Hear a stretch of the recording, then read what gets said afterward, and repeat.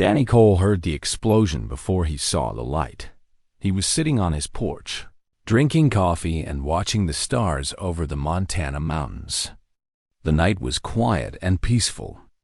Then the sky turned bright orange, and something screamed through the air like a dying comet. It crashed into the forest about 2 miles from his cabin. The ground shook. Birds flew away in panic. Then everything went silent again. Danny set down his coffee. His first thought was that it was a plane crash. His second thought was that he should call someone. But he lived far from the nearest town, and cell service was bad out here. By the time anyone arrived, whoever was in that crash could be dead. He grabbed his flashlight, his first aid kit, and his hunting rifle. Old habits never died. He had been a paramedic for 12 years before he quit. He had seen too much death in the city. Too many people he could not save. He came to Montana to escape all that. But even now, he could not ignore someone who might need help. The walk through the forest took him 30 minutes. He followed the smell of burning trees and melted metal. When he reached the crash site, he stopped and stared. It was not a plane. The thing that had crashed was shaped like a teardrop, made of smooth black metal that seemed to swallow light. Strange symbols glowed faintly on its surface. Part of it was broken open, and smoke poured from the wound in its side. Danny had never seen anything like it. He knew, without any doubt, that this thing was not from Earth. His heart pounded. Every smart part of his brain told him to run, to go home, to pretend he never saw this. But then he heard a sound from inside the wreck. A weak, painful moan. Someone was alive in there. Danny moved forward. He climbed through the broken hull, cutting his hands on sharp edges. The inside was small, filled with strange controls and screens that flickered with dying light. And in the center, strapped to a chair, was the pilot. She was not human. Her skin was silver blue, smooth like polished stone. She had 4 arms instead of 2, and her body was covered in glowing lines that pulsed weakly like a fading heartbeat. Her face was almost human, but her eyes were larger, and her ears were pointed. She wore some kind of armor, but it was badly damaged. Dark purple blood leaked from wounds on her chest and stomach. She was dying. Danny did not think. He did not wonder what she was or where she came from. He saw a patient. He saw someone who needed help. That was enough. He knelt beside her and opened his first aid kit. Her wounds were bad. Very bad. The blood was not red, but it flowed the same way human blood did. He pressed bandages against the worst cuts and tried to stop the bleeding. She moaned again and opened her eyes. Those eyes were gold, bright like fire. They looked at him with confusion and fear. She spoke, but he did not understand the words. They sounded like music mixed with thunder. Then something clicked near her throat, and her voice changed. "Human," she said. The word was rough, like her translator was broken. "You must leave me." "Not happening," Danny said. He kept working on her wounds. "Can you move? I need to get you out of here. You do not understand." She grabbed his arm with one of her hands. Her grip was weak, but he could tell she was trying to push him away. "They are coming. The ones who did this. They will kill you. Then we better move fast."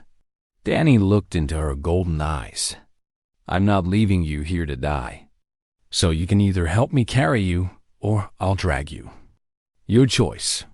She stared at him like he was insane. Maybe he was. But she stopped fighting. It took Danny almost an hour to get her back to his cabin. She was heavier than she looked, and she passed out twice on the way. By the time he laid her on his bed, his whole body was shaking from exhaustion. But he did not stop.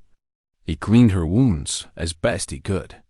He used all his bandages, all his supplies. He did not know if human medicine would work on her, but he had to try. She woke again near dawn.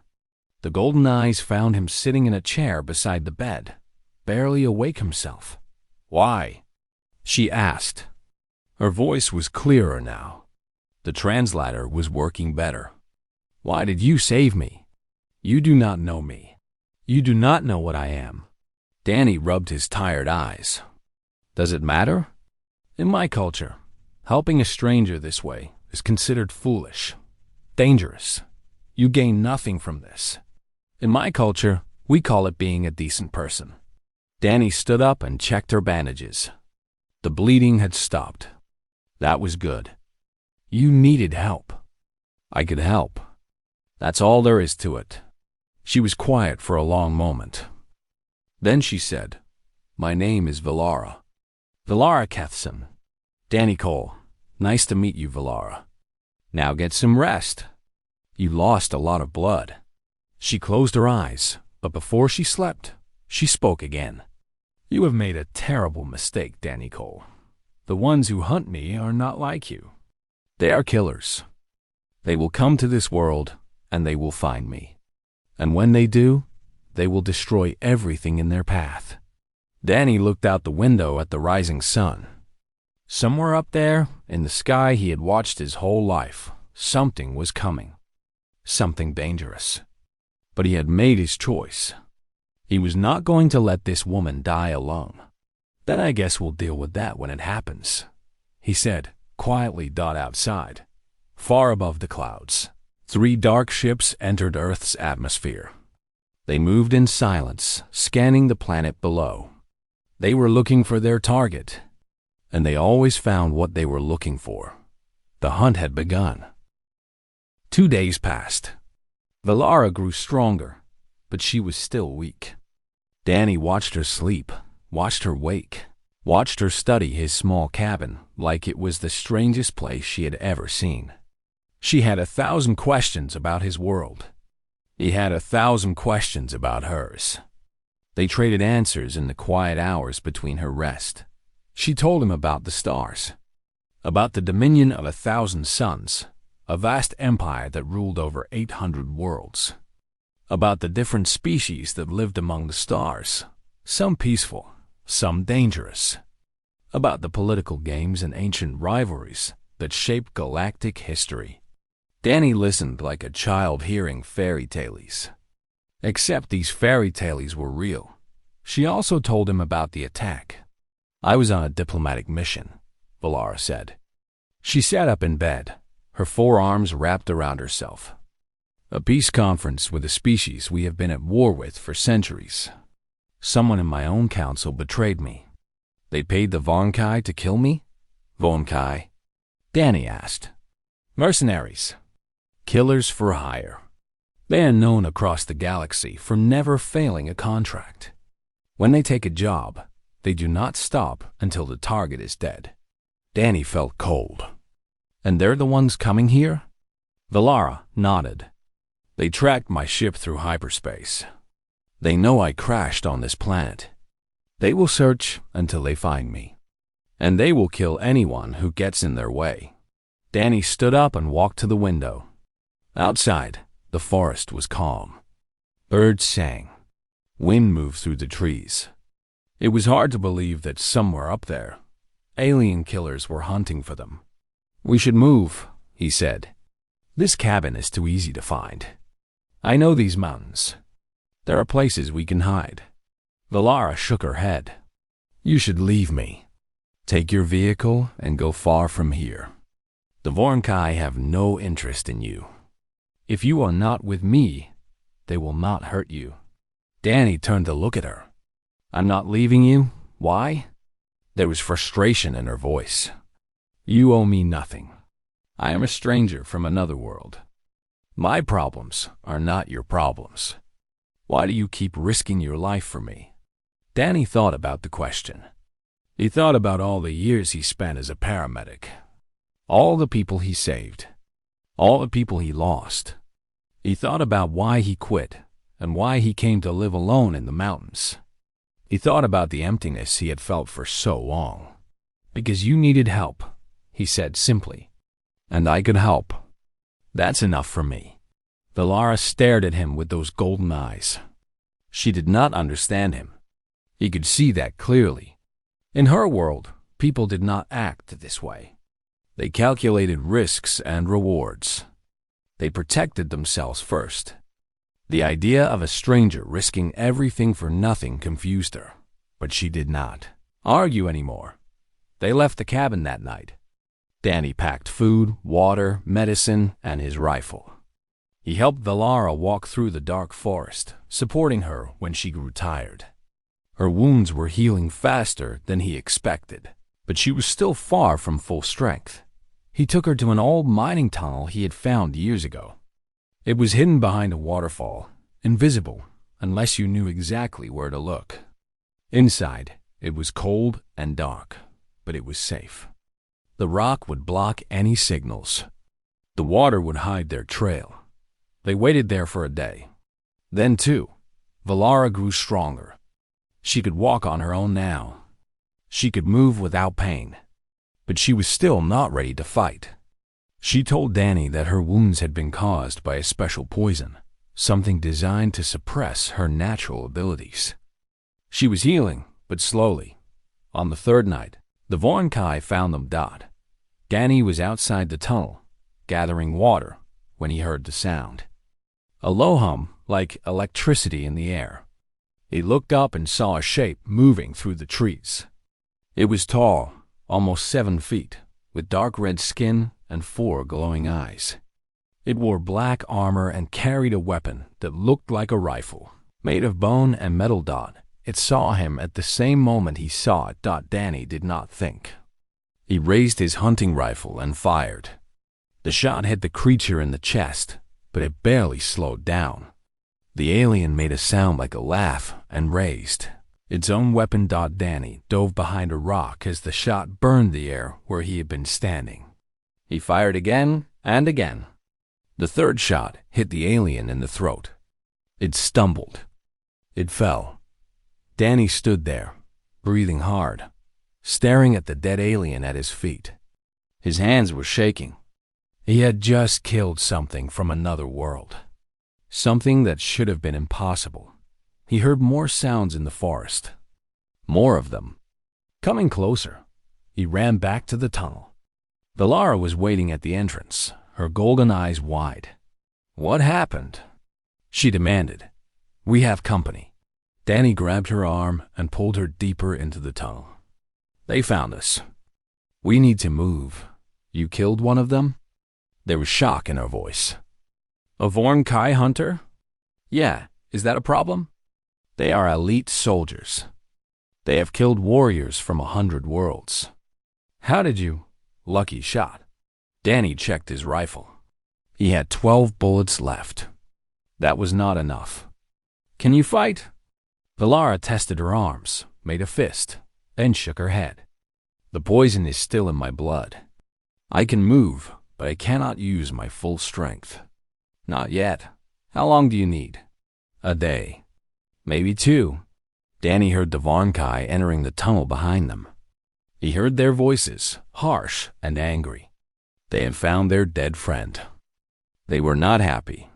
"Then I'll buy you that time," he said. He pushed her toward the other end of the tunnel. "There's an exit on the other side of the mountain. Go. Hide. I'll slow them down." "You will die," Valara said. Her voice was hard, but her eyes showed something else. Fear. Not for herself, but for him. Danny smiled. It was not a happy smile. "Maybe, but you won't. Now go." She looked at him for a long moment. Then she turned and ran into the darkness. Danny turned to face the tunnel entrance. He could see their lights coming. He could hear their footsteps. There were at least 6 of them. Maybe more. He checked his rifle one more time. 12 bullets. 6 aliens. He had faced worse odds before. "All right," he whispered to himself. "Let's see what you've got." Danny did not fight fair. He could not afford to. The tunnel was dark and narrow. The Vornkai had lights on their armor, but that made them easy targets. Danny used the shadows. He used the rocks. He used everything his years in the wilderness had taught him. The first two hunters came around the corner together. Danny shot out their lights, then fired twice more in the darkness. One fell. The other screamed and fired blindly, hitting nothing but stone. Danny moved to a new position and waited. The Vornkai were angry now. They shouted to each other in their harsh language. They spread out, trying to surround him. But the tunnel was too narrow for their tactics. They had to come at him one or two at a time. Danny made them pay for every step. He used the rocks as shields. He set traps with loose stones and his hunting knife. He waited in the dark like a ghost, and struck before they could react. He was not stronger than them. He was not faster. But he knew this kind of fighting. He had spent years in these mountains, tracking animals, surviving alone. The Vornkai were soldiers, trained to fight in open space. They did not know how to fight a human in his own territory. By the time he ran out of bullets, 4 more hunters were dead, but Danny was hurt. A shot had grazed his shoulder. Another had burned his leg. He was bleeding, tired, and out of ammunition. And there were still more of them coming. He retreated deeper into the tunnel, limping through the darkness. His body screamed with pain, but he did not stop. He had to keep moving. He had to give Valara more time. He reached the other side of the mountain just as the sun was rising. The exit led to a cliff overlooking a valley. There was nowhere left to run. Danny turned around. The Vornkai were coming. He could hear their footsteps echoing in the tunnel. He had nothing left. No bullets. No traps. Just his knife and his fists. He smiled grimly. Well, he said to himself, at least I made them work for it. The first hunter emerged from the tunnel. Then another. Then another. There were 8 of them left, led by a massive creature with scars covering half its face. This one was different from the others. It moved with confidence and authority. It looked at Danny with cold amusement. Human, the leader said. Its voice was like grinding metal. You have killed many of my hunters. Impressive for a primitive species. But your resistance ends here. Danny raised his knife. Then come and get me. The leader laughed. It was an ugly sound. Brave and stupid. I almost respect you. It gestured to its hunters. Take him alive. I want to know why he fights so hard for a stranger. The hunters moved forward. Danny braced himself for the end. Then he heard a voice behind him, because that is what humans do. Danny turned. Valara stood at the edge of the cliff. But she looked different now. The weakness was gone from her face. Her wounds had healed. Her body glowed with pale blue light, and her eyes burned like twin suns. Impossible, the Vornkai leader hissed. The poison should have kept you weak for days. Valara stepped past Danny. Her forearms flexed, and the air around her seemed to hum with power. You made a mistake. You underestimated him. He gave me the time I needed. And now the poison is gone. It does not matter. The leader drew a massive blade from its back. You are 1 warrior. We are 8. Even you cannot. Valara moved. Danny did not see it. One moment she was standing still. The next moment, 2 hunters were on the ground, their necks broken. She moved like lightning, like wind, like something that should not be possible. Her fists shattered armor. Her kicks sent bodies flying. She was everywhere at once, a blur of silver and blue, and everywhere she touched, death followed. The Vornkai tried to fight back. They fired their weapons. They swung their blades. But nothing touched her. She dodged every shot, blocked every strike. She was not just strong. She was perfect. Every movement was precise, calculated. Deadly. In less than a minute, 7 hunters were dead. Only the leader remained. It stood alone, its blade trembling in its hands. For the first time, Danny saw fear in those 4 glowing eyes. What are you? It whispered. Valara walked toward it slowly.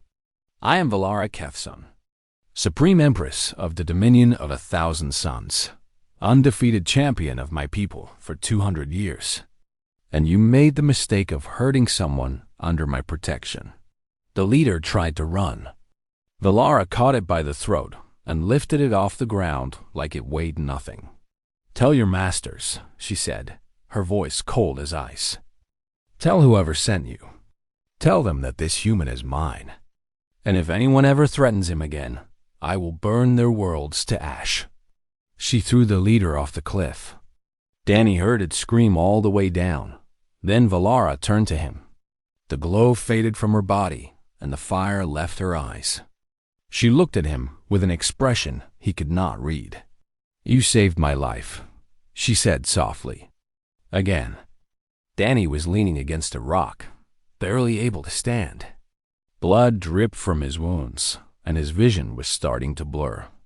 Just returning the favor, he managed to say. You know, for the show.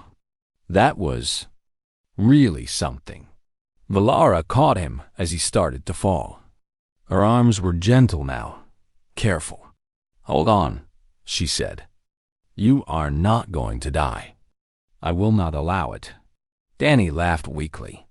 Not sure death cares about what you allow. Then I will make it care. She looked up at the sky. Somewhere far above, lights were appearing. Ships coming down through the clouds. My people are here.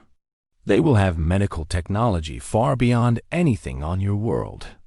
Just hold on, Danny Cole. Hold on for me. Danny closed his eyes. He was tired. So tired. But he felt her arms around him. Felt her warmth against the cold. And somehow, that was enough. Okay, he whispered. I'll try. Danny woke up in a room that did not belong on Earth. The walls curved like the inside of a shell, made of something that looked like white metal but felt warm to the touch. Soft light came from everywhere and nowhere. The bed beneath him was the most comfortable thing he had ever felt. And the pain was gone. All of it. He sat up slowly, checking his body. The wound on his shoulder was healed. The burn on his leg was gone.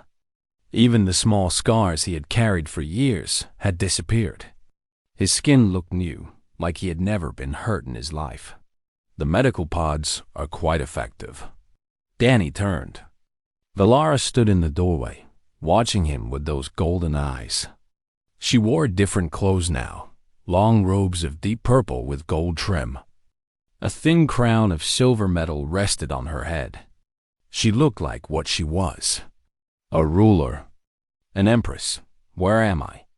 Danny asked. My flagship. The Eternal Dawn. We are currently in orbit above your planet. Valara walked closer and sat on the edge of his bed. You were dying when we brought you aboard. Your injuries were severe, but our technology is advanced. You will be fine now. Danny looked around the room again. This is a lot to take in. I imagine so. Valara smiled slightly. It was the first time he had seen her smile. You saved my life, Danny Cole. Multiple times. You fought an enemy you could not defeat, with weapons you knew were useless, against odds that should have terrified you. And you did it for a stranger. You keep saying that like it's strange, because it is. Valara's smile faded. In my culture, and most cultures across the galaxy, such behavior is considered irrational. We help those who can help us. We protect those who have value to us. We do not risk death for strangers. The concept is alien to us. Danny laughed at the irony. Alien, right. Valara did not laugh. Her expression was serious, thoughtful. I have ruled the Dominion for over 200 years. I have met billions of beings from thousands of species. I have seen heroism and cowardice, kindness and cruelty. But I have never met anyone like you. You had nothing to gain from helping me. You had everything to lose. And yet you never hesitated.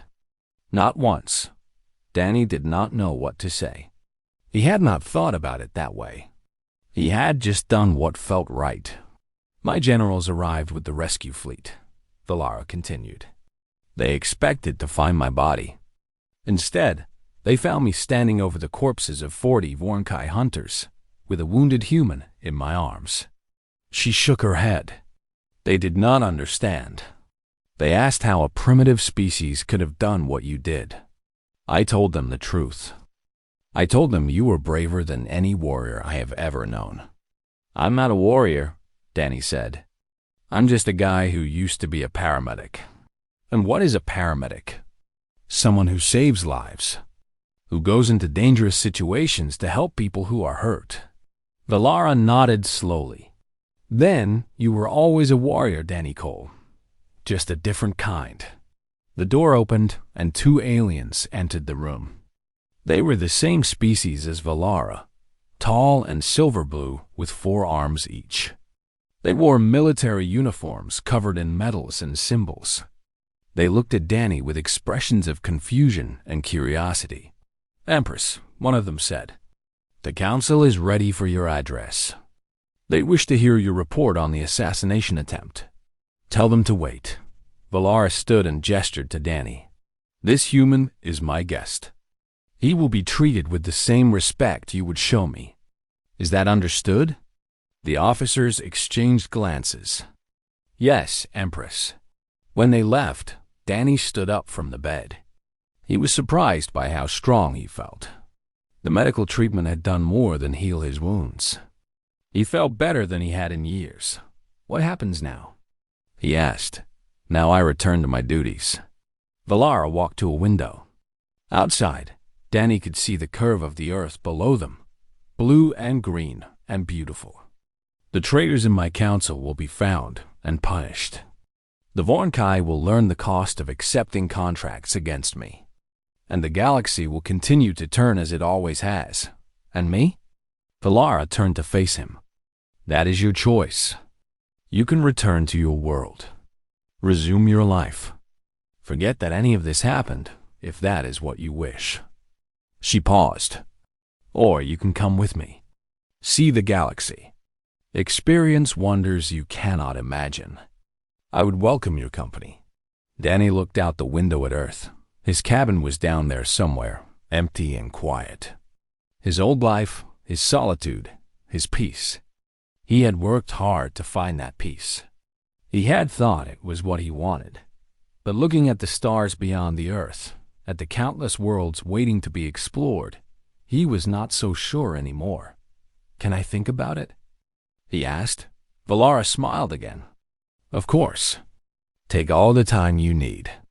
She moved toward the door, then stopped and looked back at him. Whatever you decide, know this. You have earned a debt that I can never fully repay. If you ever need anything at all, you have only to ask. The entire Dominion will answer. She left, and Danny stood alone in the strange room, staring at the planet he had called home for 34 years. He had saved an Empress. He had changed the course of galactic politics. And he had done it all because he could not walk away from someone who needed help. Maybe, he thought, that said something about humans. Something important. He looked at the stars and wondered what else was out there, waiting to be found. 6 months later, Danny Cole sat on his porch, drinking coffee and watching the stars. His cabin was the same as before. The forest was quiet. The mountains stood tall and silent against the night sky. Nothing had changed on the surface. But everything was different now. He had chosen to stay on Earth. In the end, the decision had been easier than he expected. The galaxy was vast and full of wonders, but this was his home. These mountains, these trees, this simple life.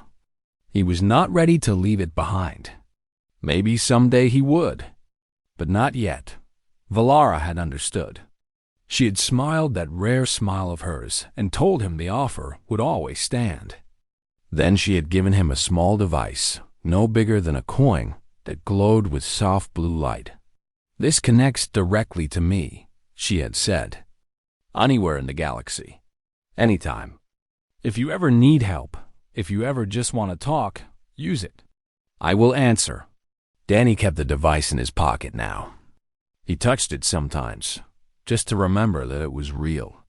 That all of it had been real. The world had not learned the full truth about what happened. A few people had seen the alien ships in the sky, and there were rumors and theories on the internet, but nothing concrete. Valara had been careful about that.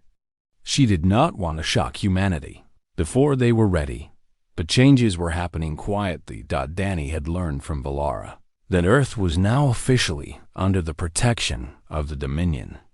The planet had been declared a protected developmental world, which meant that no species could interfere with human civilization until humanity was ready to join the galactic community. There would be no invasions, no exploitation, no contact until humans reached the stars on their own.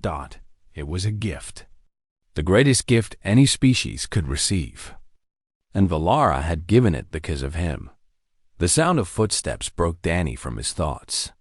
He turned, expecting to see a deer or maybe a bear. Instead, he saw a familiar figure walking out of the forest. Valara looked different now.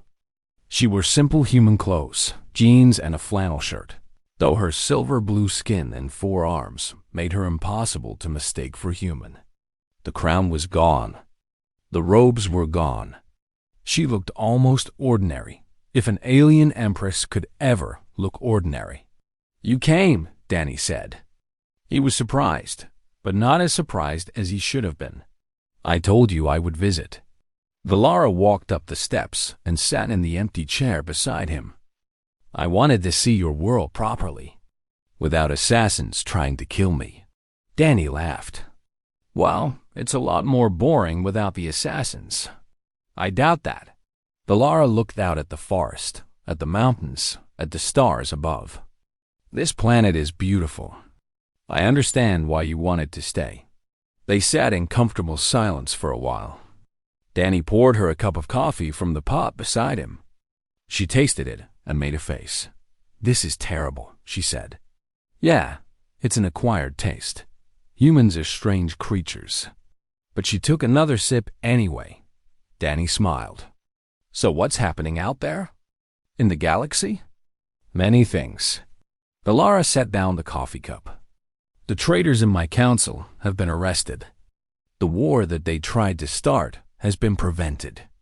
The Vornkai Mercenary Guild has been discouraged from accepting further contracts against me or anyone connected to me."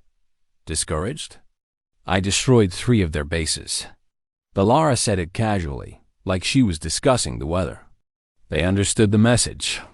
Danny shook his head. "Remind me never to make you angry." "You could not make me angry if you tried." Valara looked at him with those golden eyes. "You saved my life, Danny. You showed me kindness when I expected only cruelty. You taught me something I had forgotten in 200 years of rule. What's that? That strength is not always about power. That sometimes the bravest thing a person can do is simply help someone who needs it." She paused. "I have changed because of you. I am a better ruler now. A better person. The entire Dominion is changing, slowly, because of the lesson you taught me without saying a word." Danny did not know how to respond to that. He had not thought of himself as a teacher. He had just done what felt right. "There is something else," Valara continued. "Your story has spread across the galaxy. The tale of the human who saved the Empress. It has reached every corner of known space. My story? People are fascinated by it. By you. By your species." Valara smiled. "For thousands of years, the galaxy has ignored Earth. Humans were considered primitive, unimportant, not worth noticing. But now they are asking questions. They want to know more about the species that produced someone like you." Danny felt uncomfortable. "I'm nothing special. Any decent person would have done the same thing. That is exactly what makes you special." Valara stood up and walked to the edge of the porch. "In my experience, decency is rare. Courage is rare. Compassion is rare. You have all three, and you treat them like they are ordinary. Like everyone has them. She turned back to face him. Maybe that is what makes humans different. Maybe you believe so strongly in being good that you actually become good. Maybe your whole species is like that. Danny thought about that. He thought about all the people he had known, all the good and bad he had seen. Humans were not perfect. Far from it. But there was something in them, some stubborn spark that refused to give up, that insisted on helping others even when it made no sense. "We try," he said finally. "We don't always succeed, but we try." Valara nodded. "And perhaps that is enough. Perhaps trying is what matters." She reached out and touched his shoulder. "Thank you, Danny Cole, for everything." She walked back into the forest, and a moment later, Danny saw a small ship rise into the sky, disappearing among the stars. He sat alone on his porch, thinking about everything that had happened, thinking about the future, thinking about all the humans who would someday travel to those distant stars, meeting species they could not imagine, facing challenges they could not predict on. He hoped they would remember to be decent, to help those who needed help, to be brave when it mattered, because that was what humans did. That was what made them special. And somewhere out there, in the vast darkness between the stars, the galaxy was starting to understand that the story of one human had changed everything. Not because he was strong or smart or special, but because when he saw someone in pain, he stopped to help. And that, in the end, was the most human thing of all.